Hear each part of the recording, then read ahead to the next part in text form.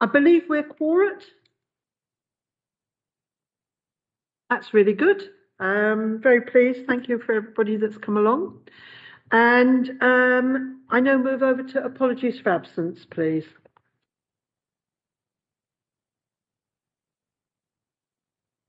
Yeah, we've got apologies from David Carter.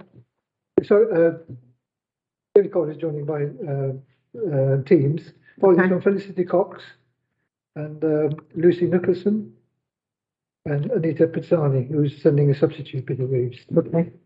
Okay, thank you very much.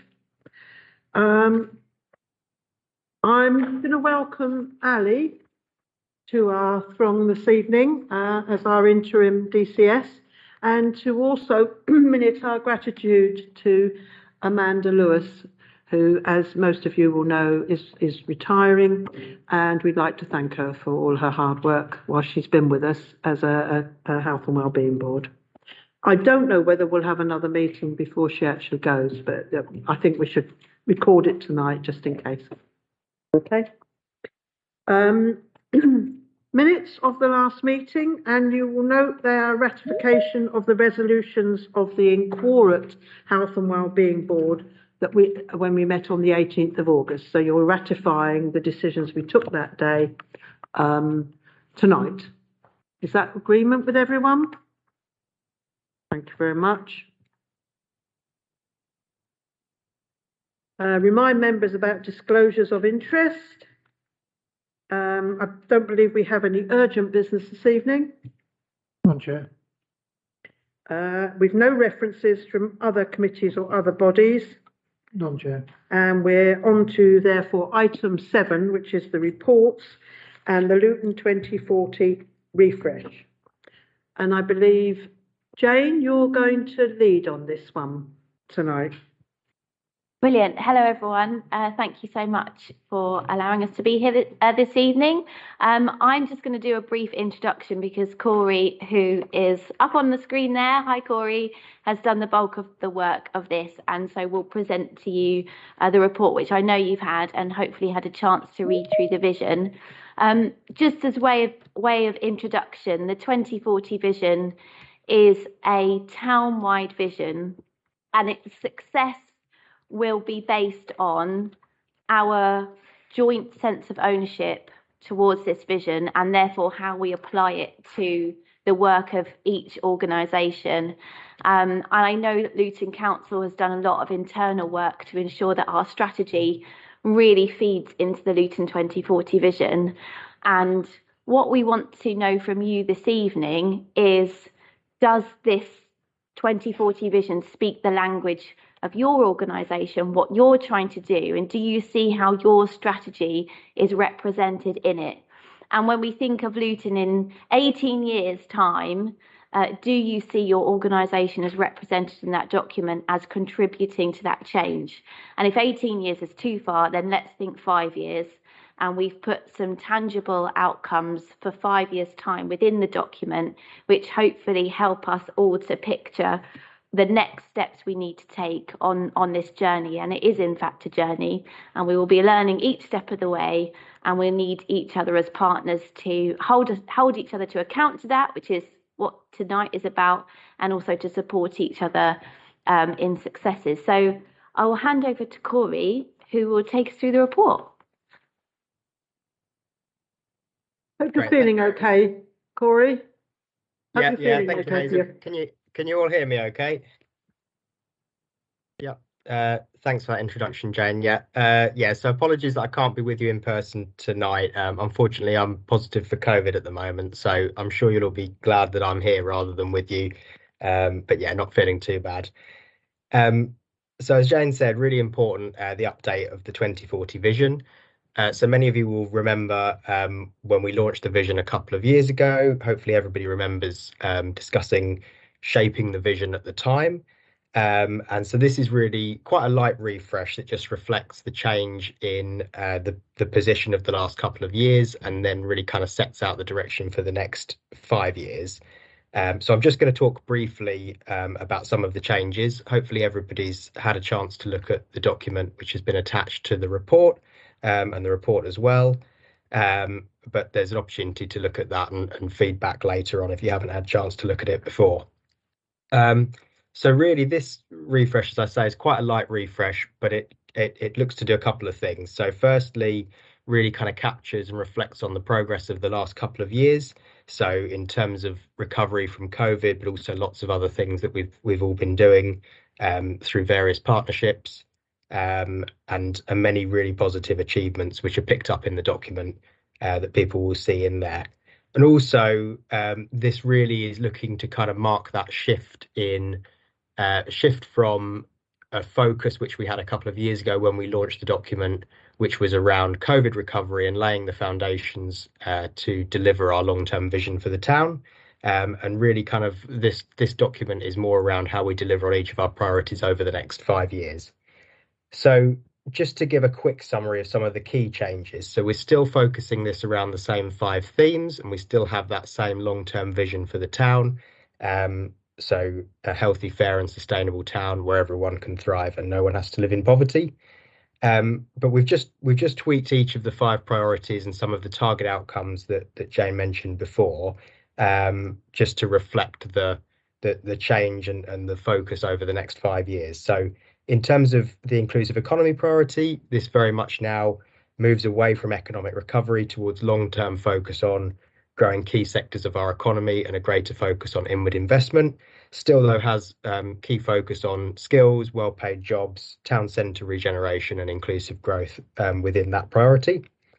Population wellbeing priority, again, moves away from that health and wellbeing recovery and has a greater focus now on tackling health inequalities and addressing the social determinants of health, really building on the recommendations from the Marmot report that we had launched a few weeks ago. And again, still includes some key focuses around things like housing and community safety within that priority. The third priority around sustainability and becoming a net zero town. This really kind of reflects the moves forward that we've seen over the last couple of years in terms of developing a roadmap towards net zero, which will be launched hopefully in January alongside the relaunch of the vision. So that priority really includes an increase in the ambition from carbon neutral towards net zero, and within that, a greater focus on enhancing biodiversity in the town and offsetting carbon emissions as a big part of that now as well. Fourth priority, child-friendly town, still focused very much around the principles of children growing up happy, healthy and secure with opportunities to thrive. That priority, we've really reflected some of the progress of the last couple of years, again, in terms of the work that we've done with Ofsted around our children's services, and also all of the work that's happened in schools, keeping schools open and education catch up. And we'll be developing this priority and the plans to become a child-friendly town much more over the next sort of 6 to 12 months. And then finally, the priority around fairness. So this one still has a focus around fairness and social justice at its heart, around things like community pride and social responsibility, building on all of the really positive progress we've seen around Fairness Task Force and Citizens Forum over the last couple of years. And what we've kind of included within this one now, within the proposed document that we've shared, is a greater focus on resilience in our community, which really looks to respond to the current cost of living crisis. So that's just a really quick summary of the changes, and hopefully people have the opportunity to look through in greater detail. But 3 things that we really wanted to get from this meeting, and people can share this feedback later as well if there isn't time within the discussion now, Chair. But 3 things really which we've put in our recommendations in the report. So first is just general feedback on the updated document. Does this set the right direction for the town over the next 5 years? Does it feel like the right changes within this document, or are there other things that people would like to see? Second point really is around any big achievements over the last couple of years that partners have been involved in, or any of the big things over the next 5 years, any of the kind of key projects that we're expected to deliver that we'd like to see in this document that haven't been picked up. And And then thirdly, as this is one of the 2 key partnership boards for Luton 2040, it's obviously really important that this group feels comfortable with this document and is happy to adopt it. So subject to comments and amendments being made, we'd like this board to adopt the vision, the updated vision. So that's I'll leave that there as a quick summary, Chair, and if we're able to have some discussion or comments, but we can take it away as well if people want to comment afterwards. Thank you very much, Corey. Okay, Sally.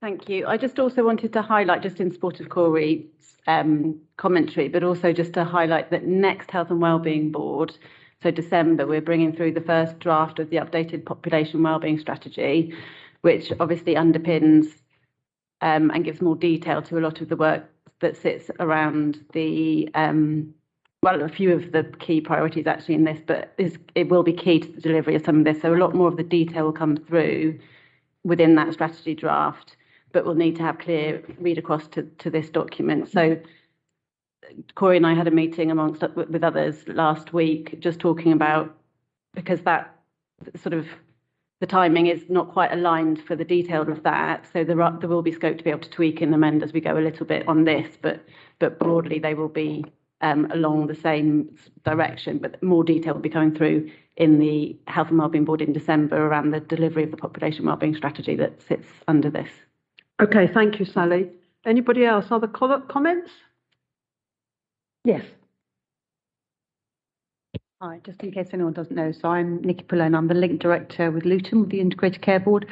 Absolutely support this 100%, and I hope that all the work we're doing absolutely sits under the umbrella, because it totally is about addressing those inequalities. I literally left a meeting a bit earlier, and we were looking at some BLMK work, and actually the focus was look at, we need to be really focusing on the population health and look at Luton. So absolutely, this for me is what we're, this is the umbrella that we're working under. So absolutely support. Thanks, Nikki. Thank you. Anybody else? Yes. Thank you. Nina Pearson, GP and Primary Care Network Clinical Director. So I would agree with Nikki. I recognise this. It's moved forward. It's strengthened, and very happy to adopt this.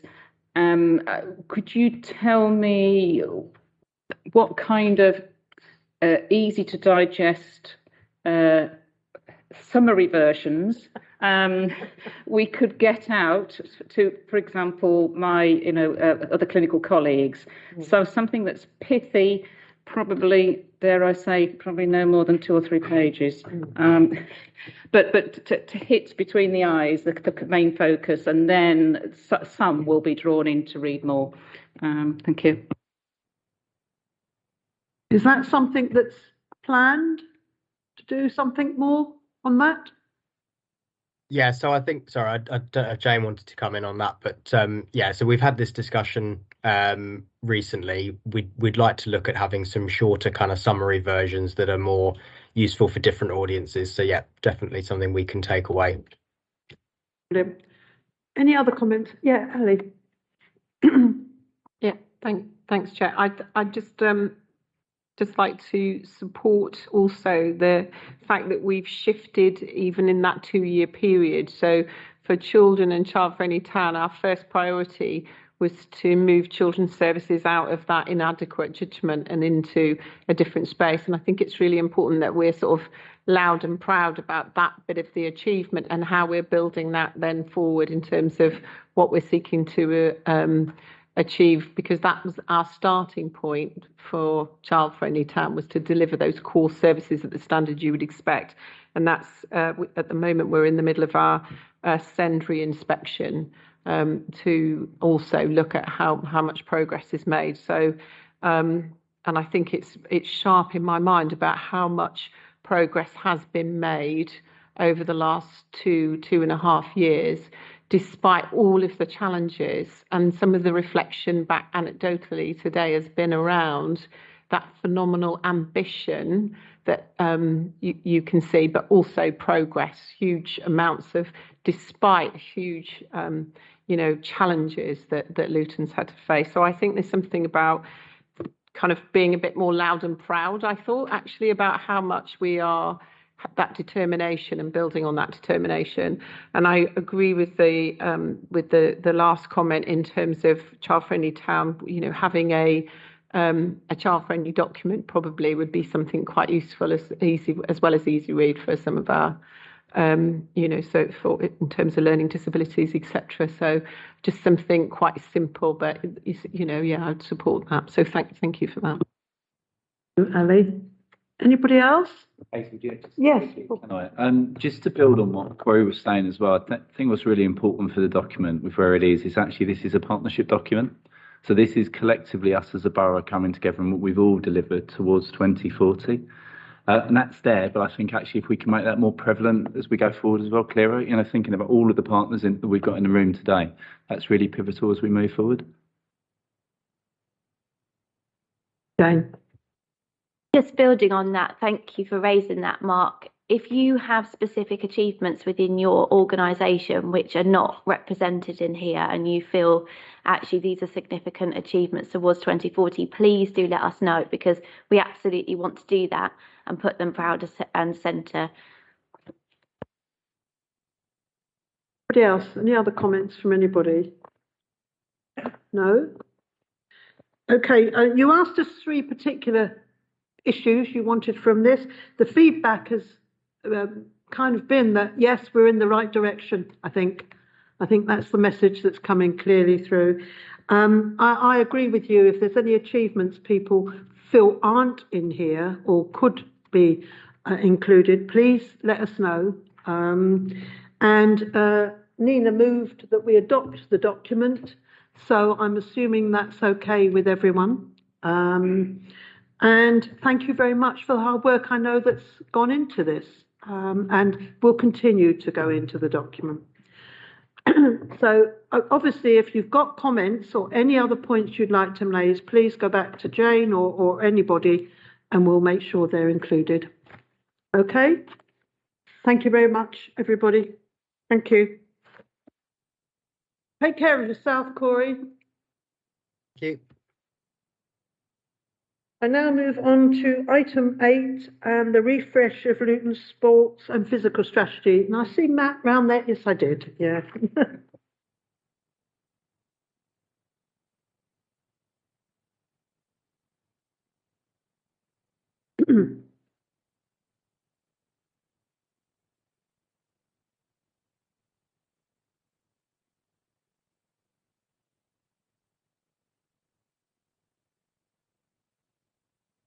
Hi, good evening, everyone. Thank you, Chair. Really excited this evening to bring our refresh of the sport and physical activity strategy to you all for a brief discussion. So I'll just kick things off with giving a bit of the context, raising up some of the key points within the document, and I'll pass to my colleague Jade, who's with me today, who will just go through our approach and how we're looking to embed this into Luton. So broadly speaking, we know that physical activity is very, very important to everybody. And it's not just a case of sport for sport's sake. We know that there's a lot of health benefits that come with being physically active. For example, we know through being physically active, we can reduce our risk of all-cause mortality by 30%, our risk of coronary vascular disease by 35%, risk of type 2 diabetes by 40%, and reduce the number of other medical conditions up to 20 chronic conditions across the board. Obviously, we know in Luton, those are some of the key ones that we're concerned with: all-cause mortality, coronary vascular disease, and type 2 diabetes. So we feel the physical activity strategy will have a key role to play in helping us tackle some of the challenges there. So how much is enough? So the chief medical officers have developed some guidance for people on how much physical activity we need to do.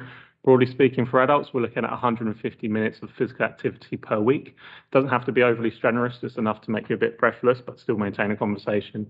And then on the converse of that, how much is not enough? We generally classify people as physically inactive who are doing less than 30 minutes of physical activity per week. So in Luton, when we look at activity levels of our adults, we're currently achieving, based on the Sport England Active People Survey, 56.8% of those achieving that of those 150 minutes compared to 65.9% nationally. And when we look at inactive, currently we have just over a third of our population currently classified as being active at 33.5%, so doing less than 30 minutes of physical activity per week.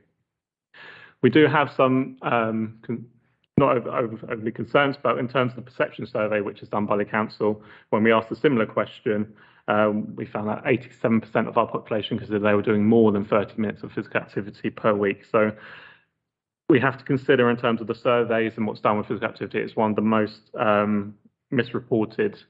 Physical activity is one of the most misreported things on surveys when we're looking at it from a looking backwards on what we have done in the past.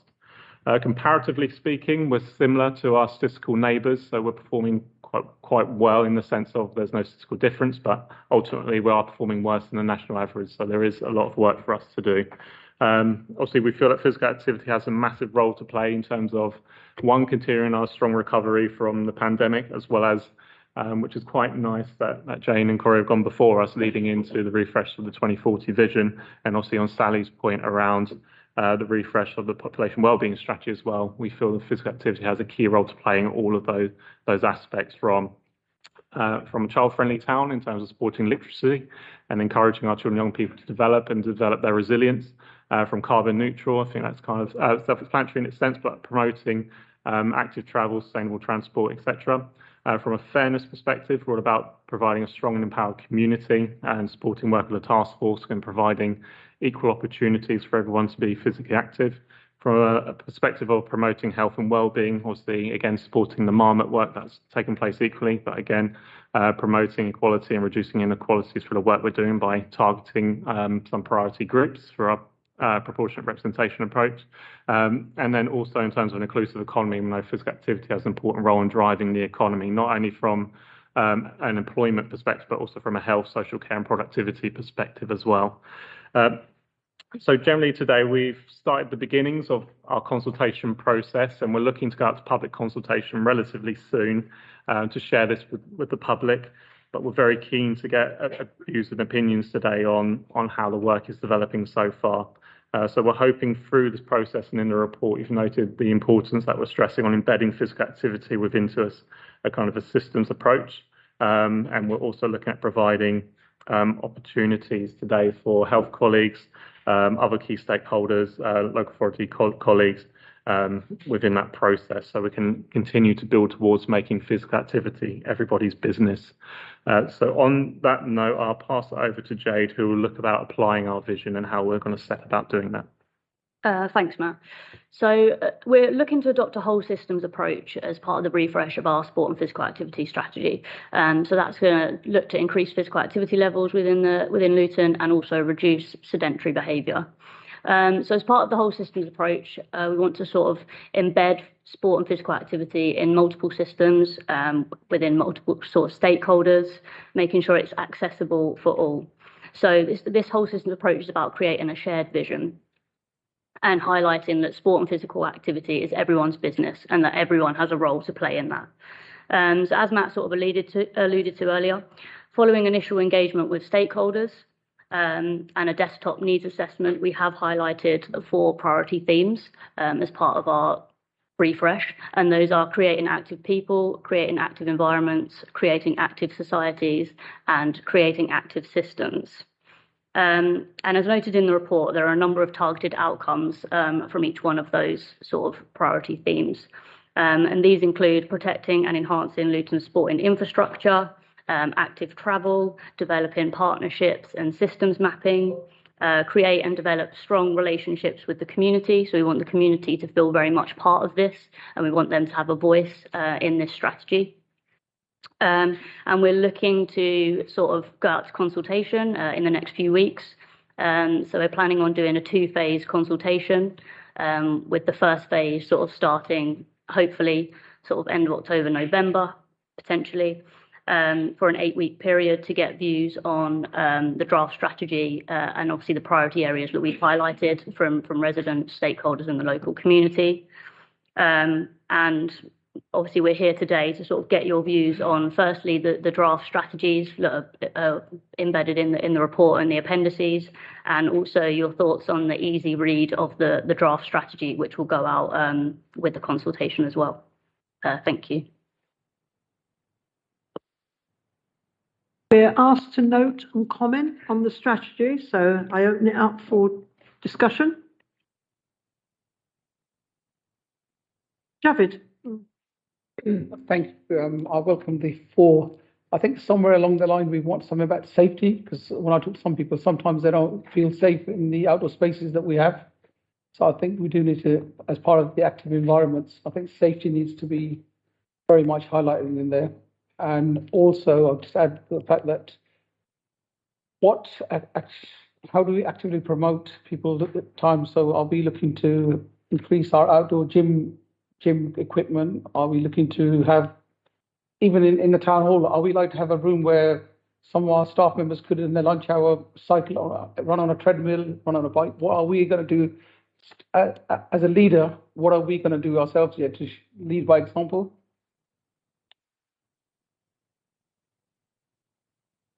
Yeah, I'll attempt to answer. Certainly from a safety perspective, that would be a key focus within the active environments group, as you allude to, and certainly in terms of the environment and providing more opportunities, accessible opportunities for people to be active. Absolutely, the focus on outdoor gyms and sort of more broadly our allotments and green spaces being a focus within that remit as well. So we've been looking to encourage as much as we can in terms of people going out into our open spaces. I think in terms of leading by example, there are opportunities for us to do more of that within the council, and certainly with in our library buildings, we're looking at providing more opportunities for people to be physically active as well. So obviously we have the town centre library where we'll be looking to do that, but certainly an aspiration would be to have some form of opportunity for people to be active in work. But we're looking through the employee wellness programme at providing more opportunities for people to be active. Most recently we had our walking challenge, which encouraged more people to get up and away from their desk and commit some time to be active. And I'm confident to say I think Robin's happy to be sort of a focal point of that and leading on people's well-being and people being more active and getting some breaks from sitting and not being as sedentary. So it's certainly more for us to explore for employee wellness work, but it's a growing remit for us. So we'll keep looking at that, and any opportunity to provide more facilities for staff, we'll certainly hope to explore if we can leverage in some funding to support that. But Thank you. Just to build on that point a bit and come back to Councillor Hussain, just a while ago we did a workshop which you were involved in around navigating local systems, where we were talking about bringing the system together for older people and encouraging physical activity. And I think some of the points that you mentioned came up in that workshop around access to walking, access to green spaces, outdoor gyms, etc.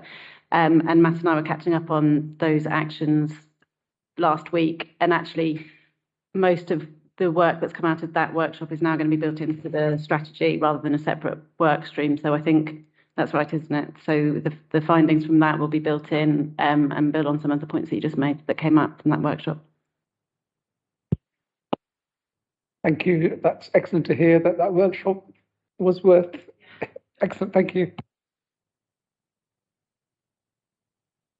So I fully embrace the concept and the initiatives and the direction of travel in this.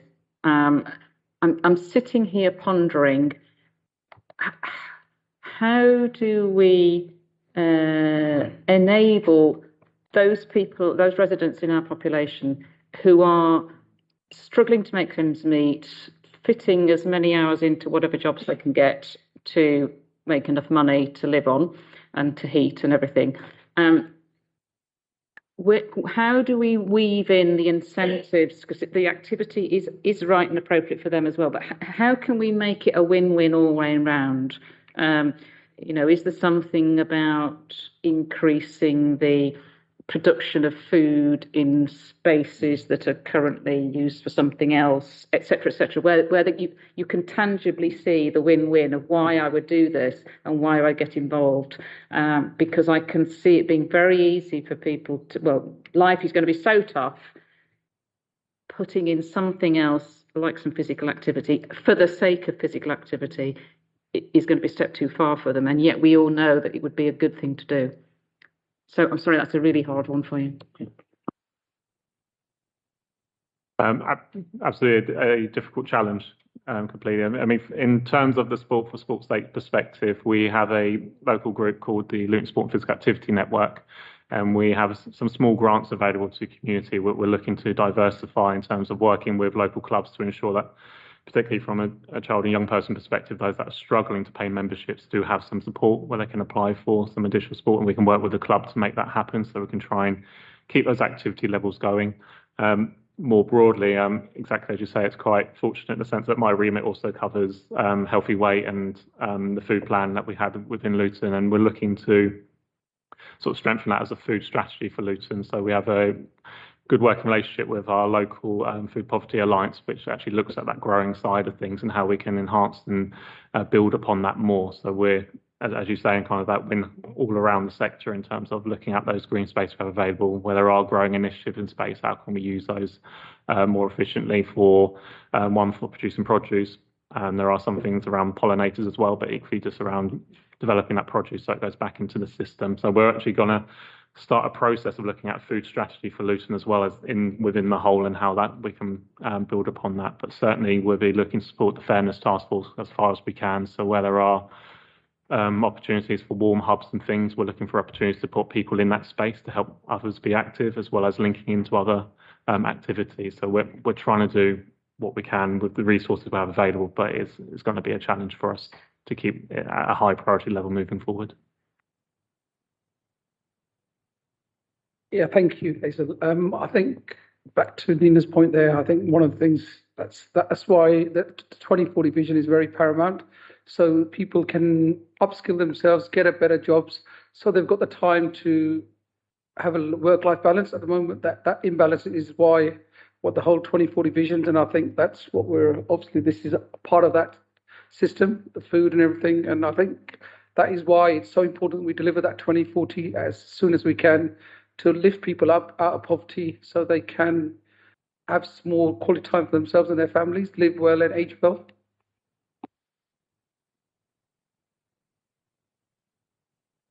Just sticking with creating active environments, you've got a sentence in there around, obviously we're talking about it, access to green spaces for walking. And in a sense, it can be recreation that's free and, that can be enjoyed by all ages within a family, particularly young people. When I think about Luton, we are fairly landlocked, but we're surrounded by areas of outstanding natural beauty, and they're really not very far from most people's doors. And I think within this, I think Andy mentioned it, and I'd like to see that reflected in this document too, signposting people to walks. So just you might be in Warden Hill, and if you go a little bit further, you'll be in Barton Hills and whatever. So it's free, it's outdoors, so you're getting the benefits of being out in nature. And given everything, actually it's recreation, but it's free recreation again. So just kind of pushing that a little bit more, because I'm quite passionate about it. The fact that we think of Luton as quite built up, but actually we're a really green space if you look outside of Luton, just outside. Okay. Yeah. So I'm just really picking up on Mark's point earlier about us all working together, because there is something about that one voice. So we know, I go to meetings with mental health, and we know that first, if people are together and doing something active, it doesn't have to be sport, it's something active. I had the privilege of planting a rose at Stopsley, beautiful garden area. So I really want to build on your point, but I know we've got colleagues on the call from Acute Trust, from the community. There is something about having one voice and almost a sort of a sheet that you can give people of where to access the information. And I think your idea of walks, it is so much for all ages. And I was thinking of Ali, is that something about schools, because often children are real motivators for families, in that we know, if we have something that we agree in the Luton, what would be good? We often talked about the Luton, the Wigan mile, and they initiated with the children walking a mile a day. That we could do something that's really bottom up, that partners believe in. And then I think your passion is that we perhaps need every councillor, each and every one of us being role models to do it, sort of get a bit of a movement going. Come back on that really quickly. I think the suggestion that I think it was Andy made was, let each school, primary school, know where its green space is and go for a walk, whether it's lunchtime or the afternoon, and just show it's just 10 minutes to wherever, Spinney Woods or whatever, because actually every school is quite close to an area where you can have a picnic or go for a walk with your family, so it's within walking distance. So yeah, thank you for kind of highlighting that. And I think that could be certainly part of the strategy to partner with schools and have schools introduce green space to young people so the families are going to know. I think just building on the point Nikki's making as well, and the general conversation, there's something here very much around demystifying sports and physical activity, and actually what language are we using and how are we being really inclusive of what we're talking about. And this is about being active, it's about doing something, it's about a common language and people feeling connected to that. So I think that's something we definitely want to get underneath when we're looking at this. Second point is actually connecting it to pieces of work we've already got up and running, which is really important. If we think about mental health, actually that's going to be, pressures of people, cost of living and everything at the moment. Actually, how does sports and physical activity weave its way into that? Because that's actually really important as well. And the third point for me is one I think we probably want to ask the board is how we can actively all get involved and behind the consultation. Because actually what's really important is that we're hearing from people on the ground about what this means, the bottom up, what can we do, how can we do it. So actually just, final bit is a question of what would you want from us to help and support by way of consultation.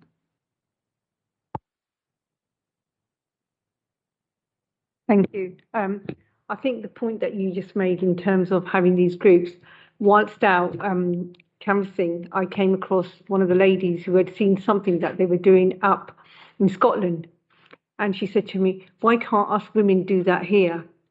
They only go for a walk, but I think the way you do it and when people connect together and come as a group, I've seen most recently that, talking about different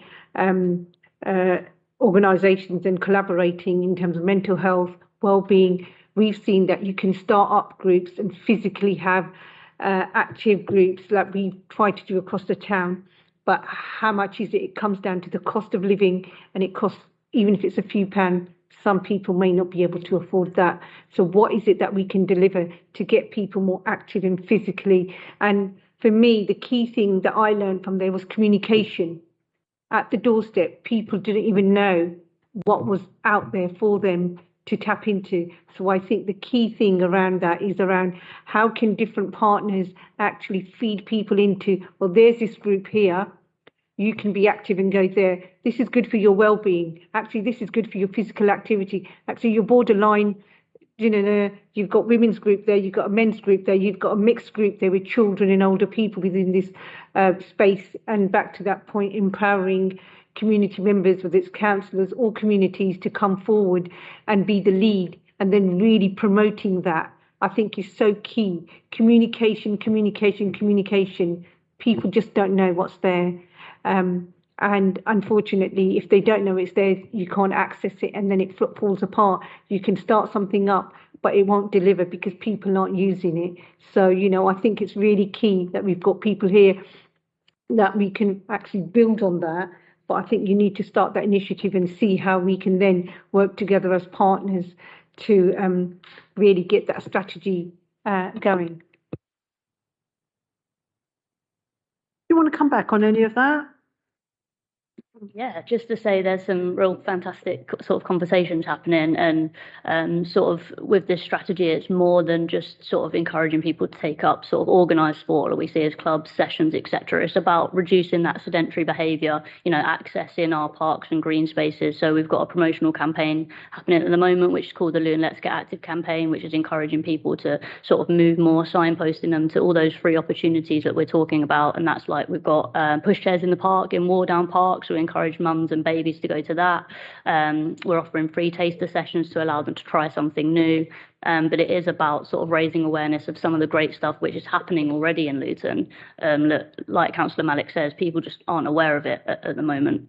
And in terms of Mark's point around asking an ask from the board, obviously when the consultation goes out, it'll be great if you can sort of help share it, promote it, and try. We want to hear from as many residents as possible, so we don't just want to engage with those who traditionally sort of fill out the surveys around sport and physical activity, etc. We want to hear from those groups who think, oh, sport and physical activity isn't for me, I'm not going to fill that in. We want to know why it's not for them. How can we support them to be more active? That's really important to us. So we're going to have a hard copy survey that will be available sort of in leisure centres, community centres, And then we're also going to be doing face-to-face engagement sessions as well. So we're going to attend sort of groups which are well attended already, so we can sort of go and engage with them. So that'll be like faith groups, Luton Irish Forum, etc. So we can sort of speak to as many people as possible around the strategy and the refresh.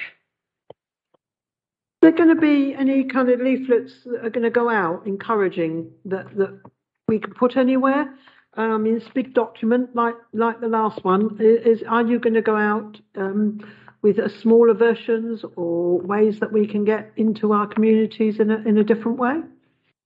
Yeah, we can we're open to sort of feedback on that. So that's definitely something we can sort of look at and sort of promoting it as well. So it's not just online, it's not just a survey, whether we can do sort of a promotional graphic, you know, give your views sort of thing that we can share that with everyone. So definitely. Anybody else? Oh yes, Ali, sorry. Just put my hand up, thank you.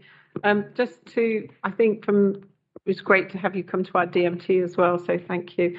I think it's really important, just kind of building on some of the points that have been made, to think about how we can probably go back to sort of a traditional approach to activity, which doesn't cost any money, but helps parents when they're looking for those activities. So maybe there's some, you know, when you think about the national success for park runs, and that's a kind of wherever you are, you can join park run and you can find the park and see it mapped out.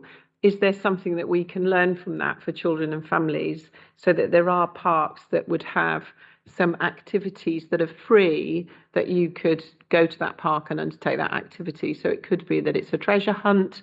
It could be that there's a sort of clues and things to find. There's, you know, kind of you just hopping and skipping. And so something about, do we create, you know, simple things that families can actually go and access and have a go at? And I think also the success of the outdoor gyms, that has been largely successful for lots of areas. And we worry a lot about, well, they're going to get vandalised. But on the whole, they don't tend to be, not nationally, they tend to be well looked after. So then it's, how do we get ambassadors to go into parks and keep an eye on some of the equipment?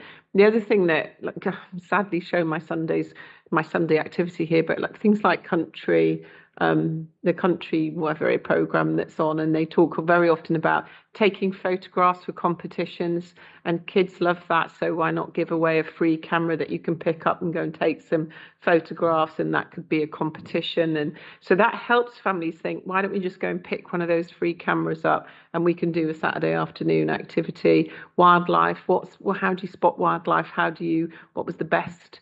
How do you learn about birds? Where can I get a fact sheet that means I can do something for a couple of hours to get them out of the game? So just thinking about me as a parent, our families, some of our families with children who have disability or neurodiversity, we just need to think outside of the box and do some really simple activities that allow people to go pick it up. So it might be in a shop, child-friendly town, that they will put a badge up saying, we've got the quiz sheets in here for you to go to this park and be able to undertake these activities with the family this weekend. So I suppose just building on all the conversations that have been, but sometimes some really simple strategies are the most effective, and Park Run makes me think about that really, because I'm sure most of us have had a go at that. Brilliant. Javid. Just a quick one. I think I'm more than happy to help with. So I'd like to make sure we involve our community radio stations, because I know there's a number in Luton, and also I know we've got a high number of religious establishments trying to get in there, because obviously religious establishments do have regular people who attend those. So it would be good to get the unheard voices. So as a councillor, I'd be more than happy to assist where possible. Yes. Sorry, there's a paragraph in this report which is bothering me mentally, and it's the one which says, despite the challenges faced, Sport England Active Lives survey highlighted 58% of individuals are keen to be more active after the pandemic. This provides a good foundation to build on habits developed during the lockdown period. I don't know why, but during the lockdown period, I did a lot of cycling, I did a lot of walking, and I don't now, and I'm not quite sure why. Well, I think I know with the cycling, because you take your life in your hands if you cycle out on the roads, whereas during the lockdown there was no traffic there. But one thing with cycling, I could cycle here for this meeting tonight, for example, but where do I leave the bike? Now, okay, I drive and I put the car in the car park and I feel it's safe. But if I was to cycle and put a cycle in the cycle racks, if there are any, I'm not sure, in the car park, I'm not sure I'd feel it was safe. And there's something around that which I think maybe would help with the cycling thing. Any comment on that? Is that part of what you're thinking about, Matt? Yeah. In the roundabout way of things, and as we've kind of discussed, I think Mark made the point around bringing all those different discussions together. So in Luton currently, they're reviewing the local cycling and walking infrastructure plan, which will look at where we need to sort of enhance the infrastructure in terms of pathways and cycle routes, but equally as well the furniture that comes with that. So in terms of safe cycle storage and those things, obviously I think the best storage we have is at the train station at the moment, where we have Dr. Bike, etc. But completely agree with your point around the roads were quieter and all those kind of things. The perception of safety, which I think Councillor Javid had mentioned earlier, was much better for a lot of people in terms of going out. There's a lot more people out walking because it was the only thing we could do. So, and people were being encouraged by central government to be active almost every day. So it's trying to keep building that momentum, those messages, and keep those out there. And I think some of the work that Jay's been doing through the campaign at the moment, we're hoping that we can step that up a bit more. And like on Ali's comment around sort of mass participation events, we'd love to do more of those across Luton. Like I say, they don't have to cost a lot. They don't have to be. And I'm going to plug the Run Fest, which is coming up soon. So the 5K, 10K, and half marathon. Sign up if you haven't yet. To try and do some more things like that and engage more. But certainly, I think those perceptions of safety is something we need to address, and we're hoping that can be picked up through our active environment subgroup, where we can try and leverage in some further funding or grant money to help us improve that network further within Luton, so we can provide hopefully a bit more confidence and perception of safety around people getting out and being more active, particularly around accessing our green spaces and providing kind of almost green corridors, if you will, where people are directed and there's signage so they're encouraged and know where to go. But it will be a challenge. Obviously, Luton's very sort of urbanised. It's going to be a challenge to do certain things, but we're hoping we can continue to change those perceptions. As you say, why people have suddenly reverted back to old habits, it's a challenge to then kind of try and keep that momentum going and building. But it's certainly a focus and something we want to hopefully keep trying to benefit from as part of the strategic work. So. Yeah, can I just come back? There was we had our AGM, although we don't call it an AGM, we call it a review of the year because it sounds more exciting, last Thursday, and we had a GP there from primary care, Dr. Bonjour, Ahmed. Who spoke about kind of walk and talk events that were being held, which I hadn't heard of before, which was walking to be active, but with people from primary care to try and get the public to re-engage with primary care. And I thought that was brilliant, but the first time I'd heard about it was on Thursday.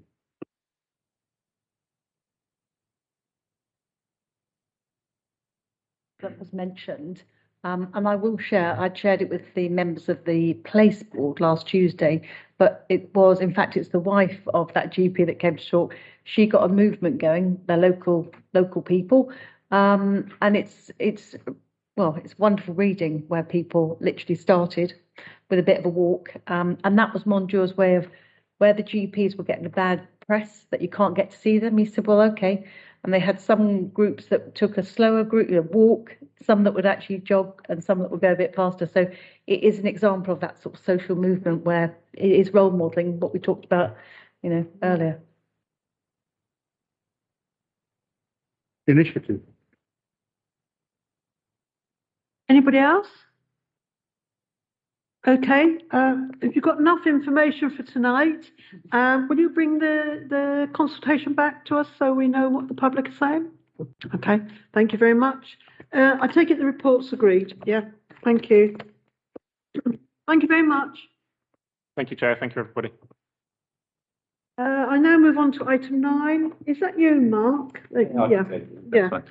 So we'll assume for the next report, everyone has been read it from the board. Yeah, the BCF is something that's well trodden and we talk about on a regular basis. What you've got today is a position, there's 3 questions really. Reviewing the 22-23 narrative plan and associated finance and metrics that were within the document. Whilst we do that, to bear in mind, obviously 95% of the BCF are actually allocated to core services. And then the 5% is actually already targeted towards enhancing the health in care homes scheme. And then the final bit for us to consider is actually approving the 22-23 narrative and plan and associated finance metric templates are actually within the document as well. So if I leave it there and are there any questions between myself, Nikki and Sally, we can pick those up. Very much. Are there any questions on the recommendations? Comments? Everybody okay? Yeah. Thank you very much. That's agreed. We now move on to item 10, the 2022-23 Luton Section 75 agreement. Is that you? Who's moving that? Is that? I'm quite happy to do this one as well, Hazel. Okay. That'll be fine. This is sort of like a hand in glove from 9 to 10. Within this, we're talking about our Section 75 schedules. And these have been agreed by the Joint Strategic Commissioning Group. This is for the board to consider and approve the submission for the Integrated Commissioning Board. Myself and Nikki is assigning signatories responsible for that and agreeing that actually we can progress with regards to what's in the document. Again, this is something that's been quite well rehearsed up until this point. So again, this is a bit of a formality, hopefully. Are there any questions? Yes, Robin. Just a point, Chair. This is a massive budget. It's £83.2 million combined budget. So a really important piece of work, which I'm very grateful is coming through. I think it's point one. And then the second point, I think it's just worth noting for health and wellbeing board members that we're going to do more work on Schedule 1, particularly around the Integrated Children and Young People's Commissioning through the CCG.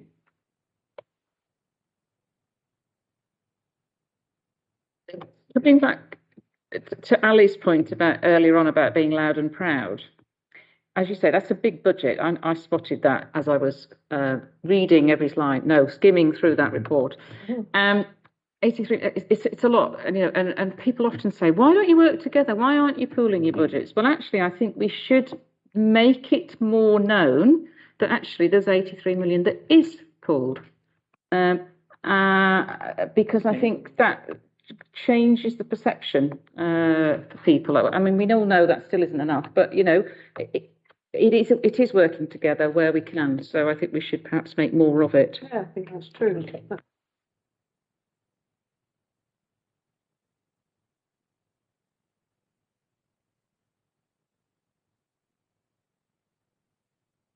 Take that forward.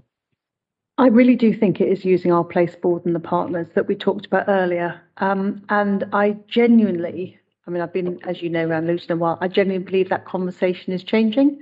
And I think absolutely under that umbrella of 2040, eradicate poverty, is that I listened, sad as I can be at times, I listened to the NHS board meeting where we were Amanda Doyle, who is heading up National Primary Care Director, was talking about how primary care at the centre, and that's really about how we've got the population come in often to primary care, whether it's a dentist, optometrist or a GP, and how we're getting that collective message. And I think in the report equally of these two papers, we're talking about the core 20+5, and that absolutely has to be, and I know Sally and I have had a conversation about our 20 most deprived areas. If we look at BLMK, Luton is about 56,000. If you look at Central Bedfordshire, it's about 6,000. And if you look at, so then we should be looking at inequalities and all the evidence, and it's right for us, Luton, but it's equally right for us at BLMK level, because if we can address where there's inequalities, it will make the whole system far, far more, an opportunity. So it's right. And I genuinely believe those conversations have changed. We've got 6 primary care networks I know we have a few patients that aren't registered, but we think about those. But most people are increasingly registered because we make it easy in Luton, and it's about how we're going to target our joint resources. And I think working particularly with the community, voluntary, social enterprise, and that's certainly where I'm learning from yourselves and particularly from Mark, is how we start mapping those community assets and we start working. It's exactly what Matt and Jade were talking about, how we do it at a literally at the household, neighbourhood level and build it up. So I think it is just, if I'm honest, a bit of, grunt and gut work, and we just have to, it's not easy, we just got to crack on with it. Yeah, thanks, Chair. Just two other points. Paragraph 7, really pleasing to see that Luton continues to lead the way in BLMK. So thank you to the team for that. And then a second question, Chair, and the third bullet point in paragraph 7, just a question as to whether we have a timescale for the 23-24 agreement.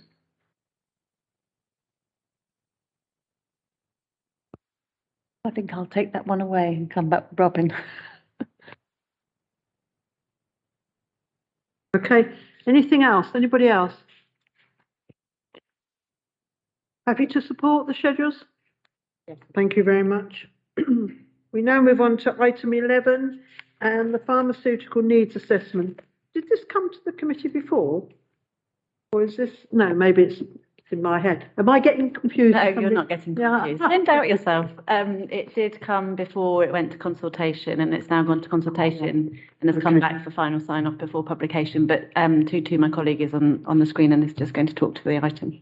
Okay, thank you. Are there any comments on it? Questions? Hello. Hi, so thank you for letting us present this. My name is Tutu from the Public Health Intelligence team in Luton, and the main purpose of us being here today is to update the Health and Wellbeing Board on the conclusions of the pharmaceutical needs assessment after consultation. It has been presented before now as a draft, just before we went in for the formal consultation, which ran for 60 days. After that, we have met with the steering group, which consisted of our stakeholders like the LPC and Health Watch, NHS, and they reviewed the report from the consultation. We had a final version of the document.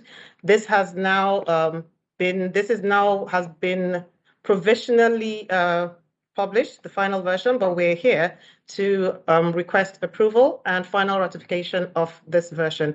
The version attached here to the report is a pre-designed version. So you might see that maybe there are one or two issues with formatting, but the contents did not change. Now we've got the final version, which I think has been supplied as a link for everyone to see as well. I believe you might all know the background of the pharmaceutical needs assessment. This is a document, this is an assessment that is required to be carried out every 3 years and published by the 1st of October. And we have gone through 3 consultations, 3 surveys and a formal consultation. And the last one was carried out between July and August. We got feedback from the general public. Actually, we got feedback largely from the general public. We also got feedback from some of the pharmacy contractors. The response that we got did not change the final conclusions that we have in the draft, which is that the pharmaceutical provision in Luton is adequate for the population of Luton. However, even though it is adequate, there are ways in which the provision can be improved, can be enhanced, so that the population get the best benefit from the pharmaceutical provision. And these are all detailed in the final version of the report. One of the things we did learn from the consultation was that the document is a bit weighty because obviously it contains a lot of data that is required by us to put in there. And we have been considering and have started working on a shorter version, an easier read version, which may be just 1 or 2 pages, because we did get feedback that a number of people who wanted to take part in the consultation did not read the document. And if you don't read the document, clearly you cannot really comment on it. We did provide, after we got that feedback, we provided a summary, a separate summary from the large document. So some people read the summary and some people who really were interested read the full document. But one thing we have taken is that going forward, apart from the large document, we will definitely be providing a shorter, easier read version. What we would like from this meeting is approval and agreement of the conclusions from the pharmaceutical needs assessment, which is that the provision is still adequate. Luton has adequate provision, and final ratification by this board for the publication which is required to have been published. Right now, the document is on the website, but we require ratification. Thank you. Are there any comments from anybody? Yes, Nikki. First of all, thank you very much. I'd just really like to highlight the role of pharmacists have been in Luton in particular for availability for COVID vaccinations and flu. And during the work, very much joint system work, and I've really been with the community of Luton, is promoting, because as we know, and encouraging, it's not been easy. So I absolutely want to note that. And I think in the paper, one thing I think all of us should note is that from the survey is that a lot of people, 95% have gone to collect prescriptions, but actually only half have gone for looking at health advice. And I do think that's something I want to really emphasise. So that is a resource that we need to tap into. And it does go through, and on another occasion, we can talk about some health beliefs about where people can go and access. So I really welcome this, and I do think, adequate, but we next year collectively, because we're system working, will take responsibility for pharmacy from NHS England. So it's a real opportunity for us to, we say about addressing inequalities, we know that we've got to reach into communities. People aren't going to go traipsing wherever. So I think increasingly, and I thank you for this, and I think we need to use this as an enabler to understand what we're doing, progressing forward, as we're doing now. Thank you, Nikki. Yes, Robin? Yeah, I completely agree with Nikki. I very much picked up on the second half of paragraph 8, which, for those who haven't got it in front of them, says future improvements and better access to pharmaceutical services could be met by expanding the services of current pharmaceutical service providers in Luton. Basically, there's more. I read that as being there's more that pharmacies can do to help our populations be weller. So I think there's a piece of work for us to do with our pharmaceutical colleagues on how do we optimise the opportunity of the high street pharmacy to be helping the population well-being or the well-being of our population to improve. Is comment 1, Chair, and just a thank you and congratulations to Tutu for what I thought was an absolutely fantastic piece of work. Thank you. Thank you. And as it's been said here, that what the provision is adequate, more would be better, and expansion of services. With that, there are resource implications because some premises are very constrained. So actually, if we want our pharmacy colleagues to be able to interact more and do more, they need to have an environment in which to do that. Like general practice as well, that we need to have an environment that's fit for purpose. So just let's bear that in mind, because there is great potential, I think, but it needs to be in the appropriate environment. Just quickly, actually, for me, I'm just picking up on what Nina's saying. There's something for us around actually whether we've considered it or not. Actually, what the need and where actually the pharmacies are placed in the borough as well. and actually just looking at one against the other, and if there is the opportunity to expand and do something different, and then track to see whether we get different results.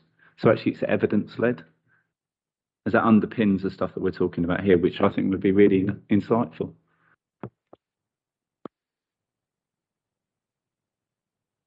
I would absolutely endorse that. I think with the impact and on services like hospitals and people going in, I think it's around education again with communities. If you're directed to pharmacies, there are, some people just think, oh, it's so easy, I need to see my doctor. So I think sometimes it's that the way you change communities in looking at things. So if you've got, I just had somebody recently who had an abscess and then, ring 111. They said, go to a pharmacist. They were like, I'm not going to a pharmacist. This looks really awful. Went to the pharmacist, didn't take long, and they were seen. Normally, they would have gone through the route of waiting at the A&E, going through the doctor, waiting for a doctor.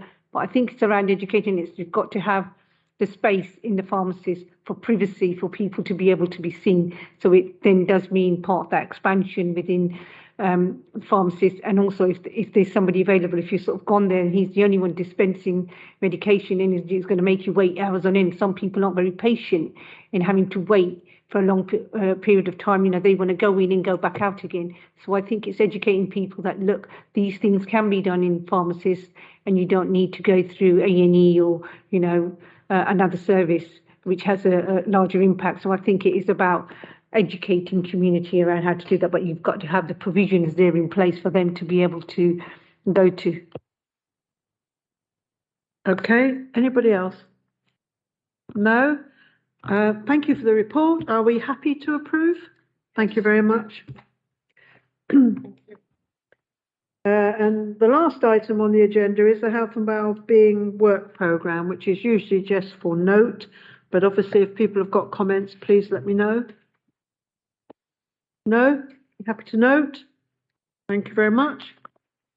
And that brings us to the end of the meeting, and I thank you all for your attendance.